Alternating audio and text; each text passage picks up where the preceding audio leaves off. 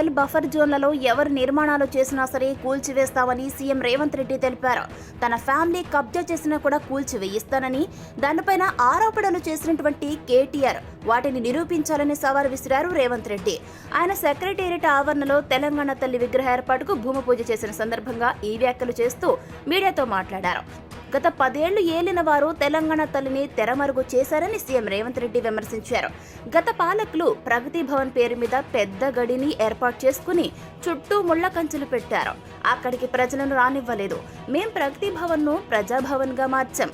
అక్కడే ప్రజల సమస్యలు పరిష్కరిస్తున్నాం. సచివాలయం తెలంగాణ పరిపాలనకు గుండె. రాష్ట్ర అభివృద్ధి జరగాలంటే ఇక్కడి నుంచే విధానపరమైనటువంటి నిర్ణయాలు తీసుకోవాలి.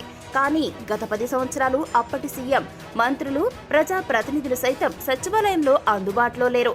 సంకల్పం, పట్టుదల ఉంటే ఏదైనా సాధ్యమవుతుందని తెలంగాణ ఉద్యమకారులు నిరూపించారు. 2004లో కరీంనగర్లో ఇచ్చిన మాటను కాంగ్రెస్ నాయకురాలు సోనియా గాంధీ నిలబెట్టుకున్నారు.